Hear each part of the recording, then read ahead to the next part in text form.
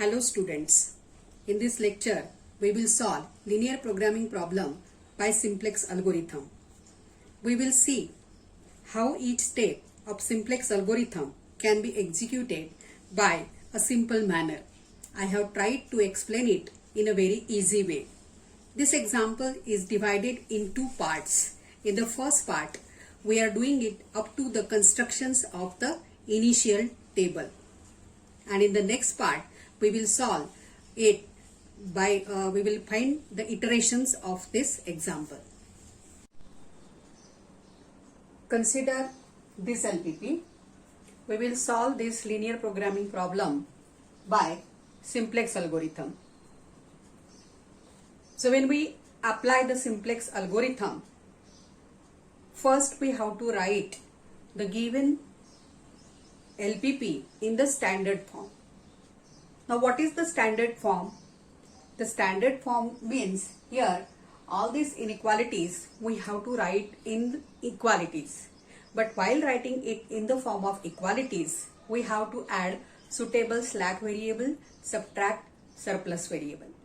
Now when the constraint is less than or equal to, then we have to add slack variable to convert this inequality in the equality form. So let us write it this LPP first in the standard form. Now whatever variables we will add in this constraints, all the slack variables, for every constraint there is different slack variable. It should not be same. All these variables should be added in the objective function. Coefficient of all these slack variables in the constraint is compulsory +1, but when we add it in the objective function, it is 0. So let us write first the standard form. Standard form of LPP. Maximize Z is equals to 2x minus 3y plus z, and I will leave the space to add the slack variables. So let me write first this constraint subject to 3x plus 6y plus z, and now here as this constraint is less than or equal to, we will add the slack variable. So here S1, slack variables are always denoted by S1, S2, S3 and so on, is equals to 6. At the same time, I will add it in the objective function with coefficient 0. So it is added because the optimal value of this objective function should not affect by anyone, because this is my maximize value, actual maximum value, whether it is profit or anything, sales or profit. So this is my actual profit, right? So it should not affect by any values. Compulsory we will take here coefficient of this slack or surplus variable is equals to 0. Then second constraint 4x plus 2y plus z, and the another variable we will take, it is equals to 4. Simultaneously I will add it here with coefficient 0. Then next constraint x minus y plus z plus s3, another different slack variable, is equals to 3. Here I will add it simultaneously. So all these slack variables we have added here in these constraints. Simultaneously we have added in the objective function. Now when we write the positivity constraint here, compulsory all these slack variables also must be positive by the property of this linear programming problem, that we always consider the solution which takes the positive values. So here S1, S2 and S3, all values we must get positive here. So now this is a standard form of the given linear programming problem by adding all these slack variables and simultaneously adding them in the objective function with the coefficient 0. Now let us construct the initial table. Before we construct the initial table, we want to find the IBFS. Then what is IBFS? Initial basic feasible solution. So initially, as this is the iterative method, we have to consider some initial value of this z, so that we can improve it by the steps of simplex algorithm. So here initially we will consider that z max, this profit is equals to 0. So when this profit is equals to 0, obviously x is equal to 0, y is equal to 0 and z is equal to 0. So these are our decision variables. And here in this simplex algorithm, in this LPP, we are calling them as a non-basic variable. So here the feasible solution is the solution, or the basic solution, we can say basic feasible solution is obtained by putting n minus m variables equals to 0. So here we have these three variables. N is equal to 6 now. How many total number of variables? 6. How many constraints? N is equals to 3. So n minus n is equal to 3. So these three variables we are putting it is equals to 0 because this is already 0. Right? So substituting x is equal to 0, y is equal to 0 and z is equal to 0, we will get the IBFS so that we can improve it. So let us find IBFS. So IBFS, put x is equals to y is equals to z is equals to 0. Then in this constraints, so initially z max is equal to 0, so that's why we are considering 0, right? So what about this constraint? So from this, if we'll put value of x, y, z is equal to 0, then here we will get s1 is equal to 6. From the second equation, we will get s2 is equal to 4. And from the third equation, we will get s3 is equal to 3. Okay, these variables s1, s2, s3, all the slack variables at the initial stage are considered to be basic variables because we are getting solution of this one. So also there is one more check, that how to check which variable is considered to be basic variable. So here let me write the solution. S1 is equal to 6, S2 is equal to 4 and S3 is equal to 3. So now let us construct the initial table. This is very important step to construct the table, initial table. Okay, so in the initial table, first column here there are, let me first write it and then I will explain.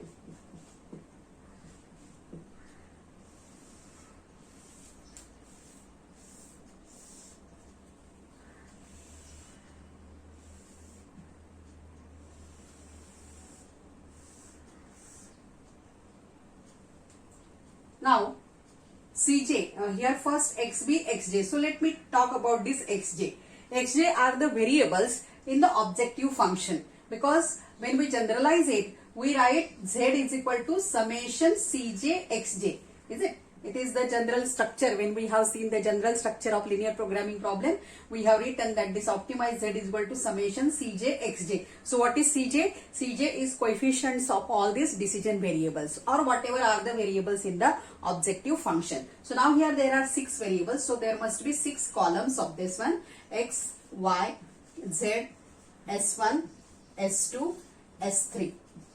And it's like your augmented matrix when you consider the non-homogeneous system of linear equations. So if you observe all these constraints here, only this part, then this represents a non-homogeneous system of linear equations. So when we solve it by Gaussian elimination method or Gauss-Jordan elimination method, we write the augmented matrix. Same thing we have to do it here, that we have to write the augmented matrix. This rest of these 2 columns and these 2 rows we will see later on. But here basic idea is that we are applying actually the Gauss-Jordan elimination method, that we are reducing this augmented matrix to reduced row echelon form. But it's not like as the Gauss-Jordan elimination method. It has some different steps because here we have to find out the pivot here.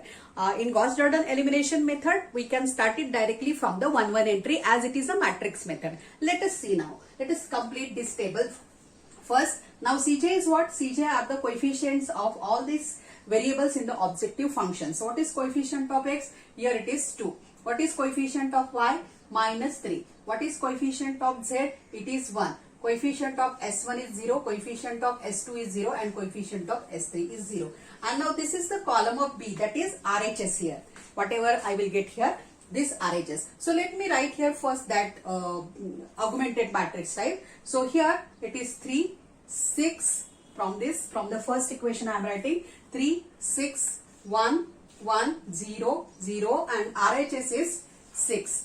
Similarly, second row 4, 2, 1, then S1 is absent, so 0 is there, then S2 is there and then S3 is there, then RHS is 4. Then here 1, -1, 1, then S1 is absent, so 0, S2 is also absent, so 0, and S3 is 1, so here it is 3. Okay, so here we completed writing the augmented matrix. Now here if you observe, you have to leave the space here for one column because we are adding one more column here. Okay, don't draw the vertical lines here. Let it be as it is because this we are treating as a matrix. So now if you observe this augmented matrix, this part, look at here this part. This part is the unit matrix, isn't it? These are forming the columns of unit matrix. So here the variables corresponding to such columns which are identical or which matches to the columns of the unit matrix always is the basic variable, and here we are also getting this S1, S2, S3 are the basic variable. So this S1, S2, S3 are here now the basic variables. So if you have not got the concept of basic variables, from this after writing the augmented matrix you can point out that which are the basic variables here. Now while writing all these basic variables you have to follow the order of that basic variables. That is, you cannot write any variable here at the any space because here this first row represents the first constraint. And what is the slack variable or the basic variable in this constraint? So S1. So here you should write S1 only. You must write S1. You cannot write any other variable other than S1. You cannot change the position of this basic variables. This must be written at the corresponding row. So here in this second row, that is, it represents the second constraint, and in second constraint what is the basic variable? S2. So S2 must be written here. So if you change the position of the rows, then it is okay, but here you have to write the corresponding basic variables in front of that row only. So if I want to write this row as a third row, but here I will write S2. I will not write S2 here that time, right? So that time whatever is the row here, that corresponding basic variable I will write. But generally do not change the order and write it in sequentially. It will be easy for us to do the calculations and to understand the steps of this one. Now here this row, third row represents the third constraints, and third constraint has the basic variable S3. So here S3 is there. Okay. Now how to read the solution from this table? Generally, when we solve at the final stage of Gauss-Jordan elimination method, we just rewrite that equations and directly we get the values, right? So same here, this you have to read this column always. That is, this is called column of basic variable, and that's why here XB. So XB represents actually here these variables, and XJ represents all the variables in the objective function here. So how to read the solution? Then here S1, value of this one, you just take the value under the column B. So what is value of S1? S1 is equal to 6. So look at here, we are getting S1 is equal to 6. Then S2, then here check the value in the column of B, it is 4. So S2 is equal to 4 and S3 is equal to 3. So in this way always you have to read the solution from this table. Okay, now augmented part is finished. Now what is this? This is CB. So it is related to something XB. XB is what? Basic variables. So which are the basic variables? S1, S2, S3. And then CB means what? The coefficients of all these basic variables in the objective function. So here it is our objective function, isn't it? And these are our basic variables S1, S2, S3. Okay. So what is coefficient of S1 in this objective function? 0. Then you should write here 0. Then S2 is 0. Then we have to write here 0. Then S3 is 0. So then we have to write it 0. So it is nothing but coefficient of all these basic variables in the objective function and not on the constraints. Here compulsory the coefficient is 1 in the constraint, and constraint part is always this side. Here we are considering here this column and the topmost row and the first column always related to the coefficients in the objective function. Anywhere that objective function will not appear. Okay. So here let us write it 0, 0, 0. In the most of the books they have added here the row of 0, Z also, but we are not doing it. It makes the confusion. So this is the simple method which I am explaining here, so that no confusion and no value of Z, we will obtain it afterwards. We can obtain it. In most of the books they have added the row of 0, or they obtained the Z equation and then added the Z equation. But this I am explaining it in a simple way. So let it be. Now, what is the next step? next step is that we have to improve the solution, isn't it? Now this is our basic table, initial table.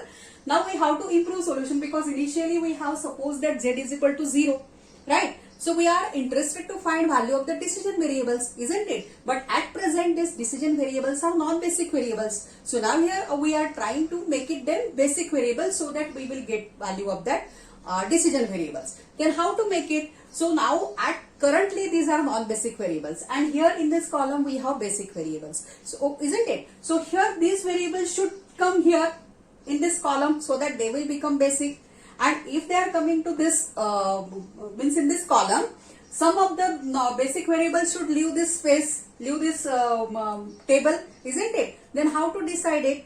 Then we will decide it by calculating Zj and Zj minus Cj. Okay, so there are the mathematical terms and they have their own mathematical definitions for the entering variable, for the leaving variable, what is Zj, what is Zj minus Cj. So that we have already discussed before that what are their mathematical definitions while we have seen the simplex method. So as this is practically we are explaining this method, I will not again explain what is that entering variable and that leaving variable. So it is just the practical method that how we are proceeding using this simplex algorithm. Okay, so then here we will calculate Zj. Okay, so let me calculate the Zj first. Here we have seen that how to calculate Zj. So again I will tell you. Here 3 into 0. Here Zj you have to calculate for every variable in the augmented matrix. Now whatever operation we will do with this matrix, augmented matrix. Here also this matrix is very important. Okay, that is changing actually. These two rows will not change till the end of the example. Okay. Now to calculate Zj, consider the column of each variable and consider the column of coefficients of the basic variables. Then multiply the corresponding entries, that is 3 into 0, 0, to 4 into 0, 0. So at initial stage that will be 0 here. Then here 3 into 0 plus 4 into 0, that is 3 into 0 plus 4 into 0 plus 1 into 0. So for every variable we have to do this calculations to obtain value of Zj. Now as coefficients of all these basic variables are 0, every value of Zj for every variable we will get it 0. So let us write it here, value of Zj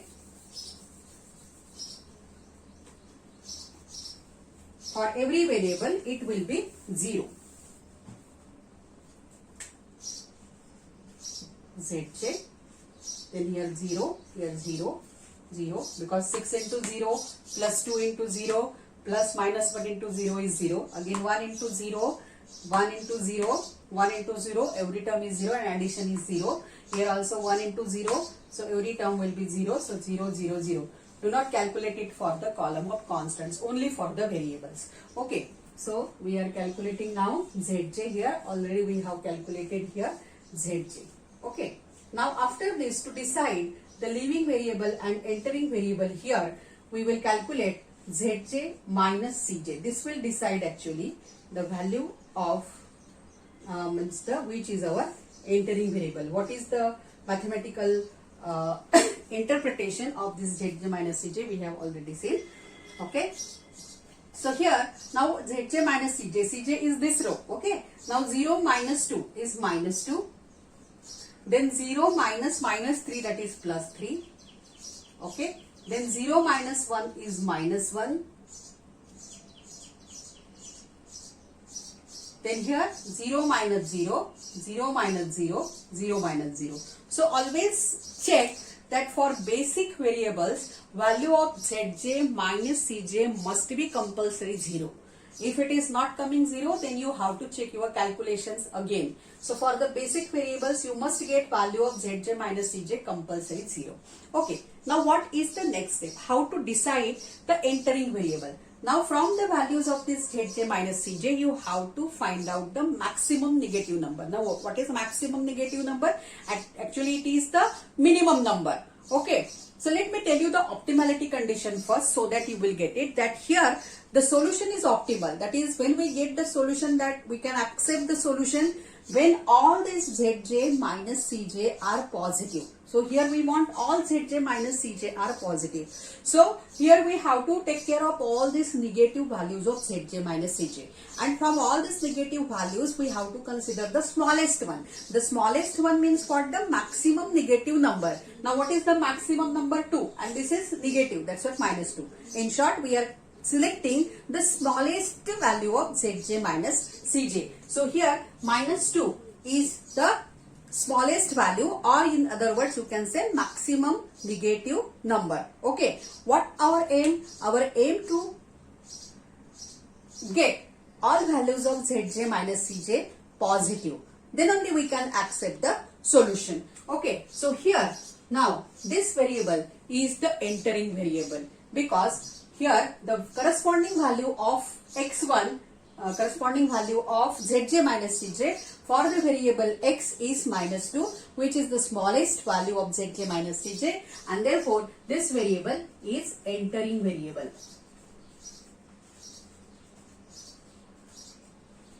Okay. Now as this variable is entering means now this will become basic variable. So one of the variables should leave this. Okay, because we cannot increase any row, because there are only 3 constraints. So from this column, any variable must leave this matrix. So which variable should leave that? Let us calculate let us check that by calculation which variable will leave this matrix. Then for this, here we have to consider the ratio. So which ratio we have to consider here? Now which is our entering variable? X is the entering variable, and this is my RHS, that is B. So it is B upon X. Every time x, why I am writing? Because this is the entering variable.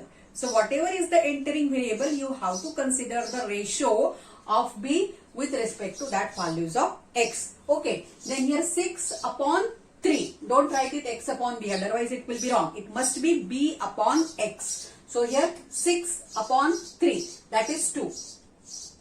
Then 4 upon 4, it is 1.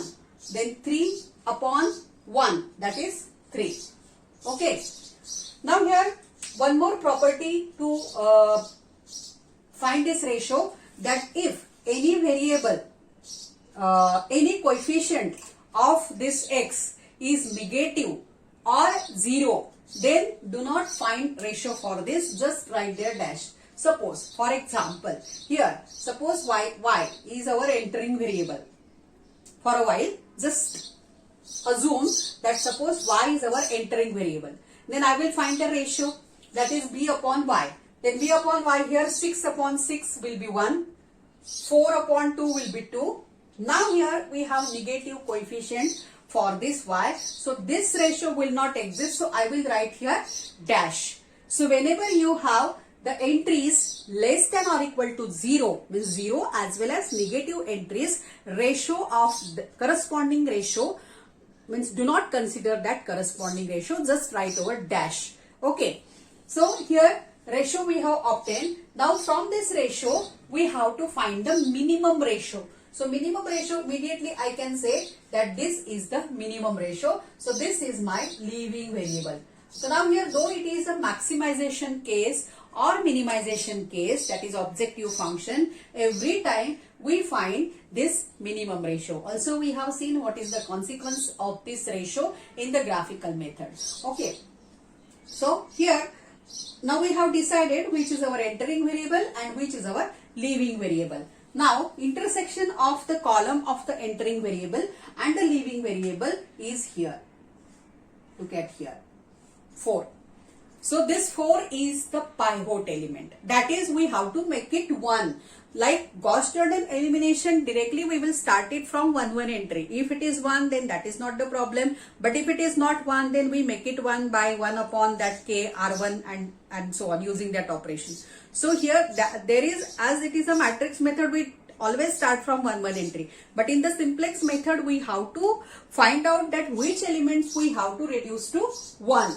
And that is called the pivot, right? So here pivot element or pivot, some people say, is equals to 4. That is, we have to make this entry 1. As this x1 will become here as a basic variable, it will be in the second row. Therefore, this corresponding entry must be 1. Then what we have to do? we have to reduce the elements below this pivot equals to 0 as well as the elements above this pivot is equals to 0. So for this we have to perform some suitable operations. So now in this table, as it is a very big table like a matrix, first we'll do this 1 upon k R1 and then we'll consider all that row operations. It's very big task here. So number of calculations are more here. So in one step only we will try to do. So first of all we will concentrate that how we can make these elements to 0. Okay, using this 4. And then last we will make it as 1. So in one table only we will do that same simultaneous operation. So let us see here how to write down that row operations. So here most of the students do the mistakes while writing in this operation. So now here suppose this is my R1, this is R2 and this is R3. Okay, now every time we have to use row R2 to make this element to 0 and as well as this element to 0, and finally we will make this element, reduce this element to 1. Okay, then here the operations, row operations, let me write it here, row operations. So what are the row operations here? Now here R1, I want to operate on R1. Do not write any multiple for this R1, right? That is your bad habit to write down here multiple and the operation is wrong. Always we have to write the single, means with the coefficient 1, that row on which we are performing the operation. That is a rule of performing row operations in the matrix. So here R1. Now we have to make this element. So minus, compulsory write here minus sign. Okay, don't see what are the signs over here. Then in the bracket I will write. Okay. Then what is my pivot? 4. So it is compulsory, it is denominator, because this 4 should get cancelled from R2, because I am using here R2. So whatever I will consider here 4 element, then 4 and 4 will get cancelled. So that should get cancelled. And now which element I have to make it 0? 3. Right? So here 3 upon 4. So here when you write this row operations, you have to write it in such a manner that here now in R1 we are doing that operation. Then R1 minus, now here the what will be the coefficient of R2. So here always the denominator you have to consider whatever we are getting this pivot. Okay, and in the numerator which elements we have to reduce to 0. So this is the row operation which we are using now to reduce this 3 to 0. Look at here. If I write here 3 minus 3 upon 4 R2, that is 4. Look at here. This 4 and 4 will get cancelled and this 3 minus 3 will be 0. So just concentrate on this, that how we are making it to 0. Then now for R3, which row operation we have to use? So same way we will write the row operation here. Okay. So here now R3 minus, like always you write it in this way. This is the, actually you can say it is a formula to write down the row operation. Many people can do in many ways, but here this is the method which I prefer always. So here R3 minus, again I will put it in the bracket. So here denominator is 4. Here I will write R2 because I have to use R2. And now which element I have to reduce to 0? 1. Right? So here 1. So like your row operations, that here suppose there is 4 and here there is 4, then R3 minus R2 immediately you will get it 0. Don't do that. Always go stepwise. Otherwise, if once you have done somewhere calculations, it is very difficult to find out where you have done that error. So go always stepwise. Then lastly, after doing these two operations, finally I will reduce this element to 1. That is 1 upon 4 R2. Always this must be the sequence of the operations. You cannot perform this operation at the start. It must be at the end, after reducing the elements below this pivot and above this pivot equals to 0. This must be your last operation. So this is our row operation. So this is very important step, because same thing we are repeating in every table till we will get all Zj minus Cj is greater than or equal to 0. Okay.